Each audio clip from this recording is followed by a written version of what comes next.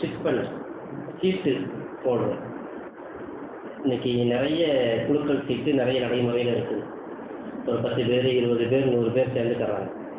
100 பேர் சேர்ந்து கொண்டு பணம் எல்லாரும் பணம் கட்டுறாங்க, கொடுக்குறாங்க. யார் பேர் வருதோ அவங்கள்ட்ட அந்த தொகையை எடுத்து கொடுக்குறாங்க.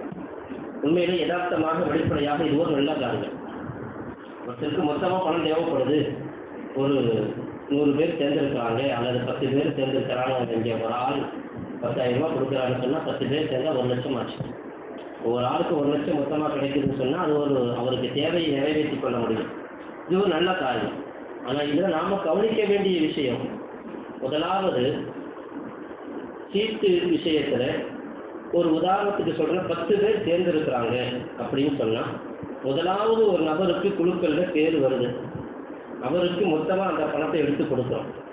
இந்த சமயத்தில் யாருக்கு குழுக்கள் சீட்டு விழுந்துச்சோ அவர் கடன்காரர் என்கிற பட்டியலில் வருவார். மார்க்கத்தினுடைய கண்ணோட்டத்தில் அவர் ஒரு கடன்காரர், மற்றவங்கள்ட்ட கடன் வாங்கியிருக்கிறார்.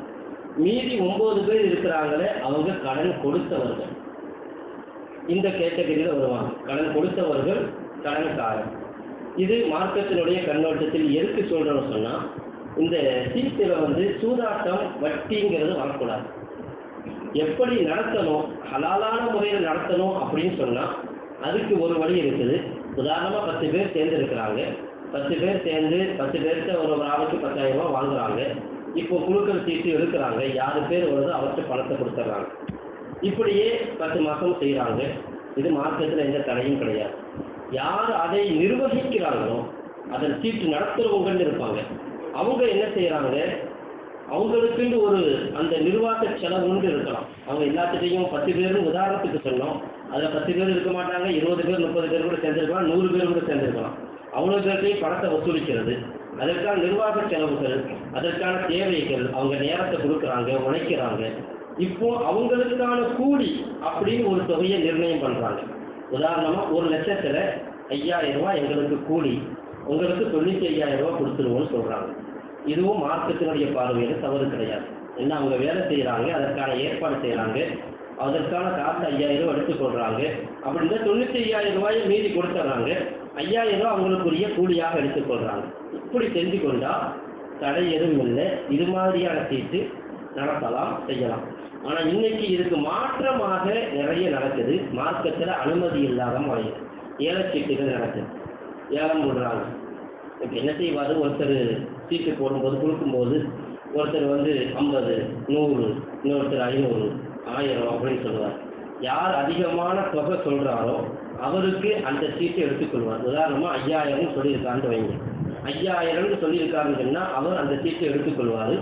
95,000க்கு பகரமாக அவர் 90,000 வாங்கிக் கொள்வார். 5,000 வாங்க மாட்டார். அவர் எடுத்துக்கொண்ட தனக்குத்தானே நஷ்டத்தை ஏற்படுத்தி கொண்டு, எனக்கு இப்போ பணம் தேவைப்படுது மொத்தமாக, என்ன செய்கிறது, அதுக்காக நான் 5,000 விட்டு கொடுக்குறேங்க. இது இந்த பணம் இருக்கிறத மற்றவங்களுக்கு கமிஷனாக போகும். இது மற்றவங்களுக்கு கமிஷனாக போகிறது வட்டி. இவர் விட்டு கொடுக்குறாரே, இதுவும் மார்க்கத்தில் அனுமதி இல்லாத ஒன்று. இது ஒரு சூதாட்டம் மாதிரி. எனக்கு எவ்வளோ பணம் வரும் தெரியாது, 95,000 என்று நிர்ணயம் ஆயிடுச்சுண்டா ஒவ்வொரு மாதமும் ஒரு நபருக்கு 95,000 போய்கிட்டே இருக்கும். ஏலம்னு வரும் பொழுது சில மாதங்கள் 5,000 குறையும், சில மாதங்களில் 10,000 குறையும், சில மாதங்களில் 7,000 குறையும். அவர் எவ்வளோ சொல்கிறாரோ அவ்வளோ குறைஞ்சி போயிடும். இது ஒரு சூதாட்டம். இப்படியான சீட்டு கம்பெனிகள் கண்டிப்பாக நடத்தவும் கூடாது, நாம் அதில் பங்கு பெறவும் கூடாது. சில சீட்டு கம்பெனிகள் எப்படின்னா, முதல்ல உங்கள் பேர் வந்துருச்சுண்டா அதுக்கு பிறகு நீங்கள் பணம் கட்ட தேவையில்லை. இன்றைக்கி ரியல் எஸ்டேட் போன்ற பல இடங்கள்ல இது மாதிரி நடக்கும். முதல் பேர் உங்களுக்கு வந்துருச்சுன்னா உங்களுக்கு இடம் கிடைச்சிடும், அல்லது உங்களுக்கு என்ன உண்டு அது கிடைச்சிடும். அதுக்கு பிறகு நீங்கள் பணம் கட்ட தேவையில்லை அப்படின்னு சொன்னால் இதுவும் மார்க்க ரீதியாக ஹராமாக்கப்பட்டிருக்குது, தடை செய்யப்பட்டிருக்குது. அது மாதிரி சில பேர் சீட்டு நடத்துவாங்க. இதில் வர்ற லாபத்தை நாங்கள் பள்ளிவாசலுக்காக செலவு செய்கிறோம், மதரசாவுக்காக செலவு செய்கிறோம், அல்லது முகல்லாவுடைய ஏழைகளுக்காக செலவு செய்கிறோம். கண்டிப்பாக இதுக்கும் அனுமதி இல்லை.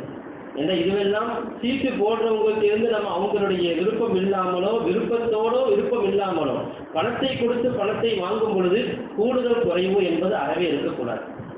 அது மார்க்கத்தில் தடை செய்யப்பட்டிருக்குது வட்டி. அதனால் இது மாதிரியான சீட்டு இருக்கிற தவிர்த்து கொள்ளப்பட வேண்டிய ஒன்று. அடுத்ததாக இன்னைக்கு இன்ஸ்டால்மெண்ட், இஎம்ஐ, தவணை முறையில் பொருளை வாங்குறோம்.